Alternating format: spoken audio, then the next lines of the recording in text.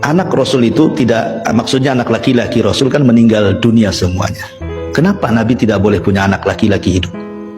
Ya, ada beberapa alasan. Karena kenapa Qasim meninggal di usia 2 tahun?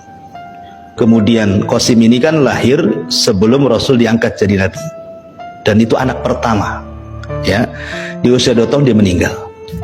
Kemudian setelah meninggal, Rasul langsung punya 4 anak sekaligus, semua perempuan, berturut-turut. Ya, Zainab lahir, habis itu Ruqayyah lahir, Ummu Kulsum lahir, Fatimah lahir. Nah, kemudian habis itu punya anak laki-laki lagi setelah diutus jadi Nabi. Namanya Abdullah.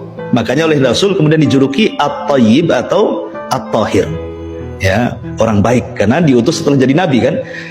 Tapi sayang, belum genap 2 tahun disusui, meninggal. Sedih Khadijah.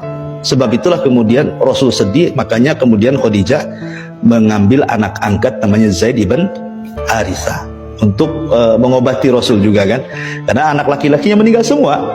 Maka dicarikan budak namanya Zaid ibn Harithah, diangkatlah jadi anak angkat sebagai ganti daripada putra-putra beliau yang meninggal gitu ya.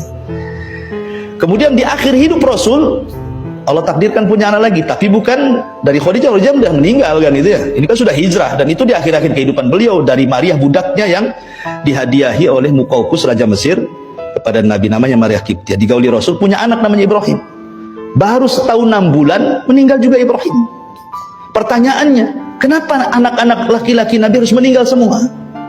Kata para ulama, sebab kebiasaan para Nabi itu, kalau punya anak hidup sampai besar pasti akan mewarisi para jadi Nabi. Pasti jadi pewaris Nabi. Ibrahim punya anak Ishak jadi Nabi. Punya anak Ismail jadi Nabi. Ishak punya anak Ayub jadi Nabi. Ayub punya anak Yusuf jadi Nabi. Kan itu ya. Zakaria punya anak Yahya jadi Nabi. Nabi Daud punya anak Sulaiman jadi Nabi. Seandainya anak Rasul hidup sampai dewasa jadi Nabi, sementara tidak ada Nabi setelah Nabi. Rasul yang mengatakan la nabiyya ba'di, tidak ada nabi sepeninggalku. Dan Allah mengatakan khataman nabiyyin, penutup para nabi. Kalau nabi sudah ditutup Rasul, berarti tidak akan diwarisi. Makanya tidak ada yang hidup anak-anaknya. Karena kenabian itu dari jalur laki-laki. Ya, Hasan dan Husain ini dari jalur perempuan kan, Fatimah. Makanya tidak jadi nabi. Karena kenabian itu dari jalur laki-laki semuanya. Makanya kemudian Hasan dan Husain ya dijadi nabi, ya cucu nabi saja. Kemudian alasan yang kedua, kata para ulama, kalau seandainya anak nabi ada yang sampai dewasa gitu ya, maka akan terjadi pengkultusan. Ya kan? Sekarang aja keturunan nabi banyak yang dikultuskan. Ya kan? Habaib-habaib itu ya. Ya, kadang-kadang terlalu orang mengkultuskan gitu ya. Padahal yang membedakan orang dan kemuliaan itu adalah takwa. Takwa seseorang kepada Allah Azza wa Jalla. Lah, Rasul itu pernah menggendong Hasan dan Husain. Kemudian Hasan dan Husain ini salah satu dari 2 cucuku ini, kata Rasul, akan ada yang mendamaikan kekuatan kaum muslimin yang sedang berhadapan-hadapan dan siap bunuh-bunuhan katanya. Rupanya betul. Di saat Khalifah Abu Bakar sudah nggak ada, Umar sudah nggak ada, Utsman meninggal, di sini mulai cekcok.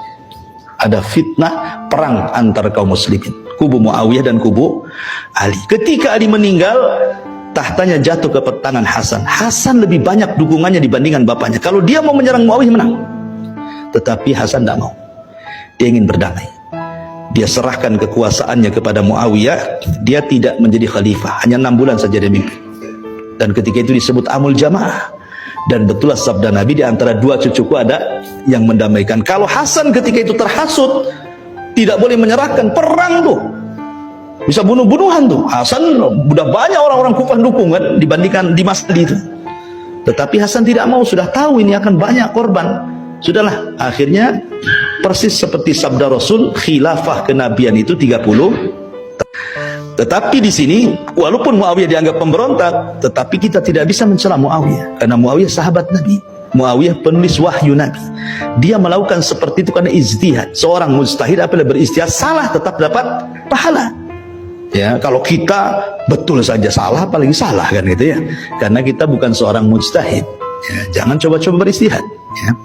Kenabian itu 30 tahun. Ditutup dengan 6 bulan, kekhilafan Hasan genap 30 tahun. Setelah itu tidak ada khilafah nubuah, yang ada mulkun wa rahmah, kerajaan tetapi diliputi rahmat. Nah, raja pertama inilah Muawiyah bin Abi Sufyan. Sampai kapan? Sampai tumbangnya, sampai mulkun wa rahmah itu, sampai mulai dari Muawiyah bin Abi Sufyan sampai runtuhnya Turki Utsmani. Itu masih khilafah, masih berdasarkan hukum Islam, walaupun banyak kezaliman tetapi masih menerapkan hukum Islam, ya kan? Baru setelah khilafahnya Utsman, baru sudah kekuasaannya sudah banyak kezaliman, diktator dan begitu seterusnya, dan nanti di akhir zaman lah khilafah nubuah itu akan muncul ketika munculnya Imam Mahdi. Tapi yang jelas bahwa di sini Rasul mengatakan kepada dua cucunya ini menjadi sebuah kenyataan, dan ini mujizat. Ya, mujizat yang Allah Subhanahu wa taala berikan kepada Nabi sallallahu alaihi wasallam.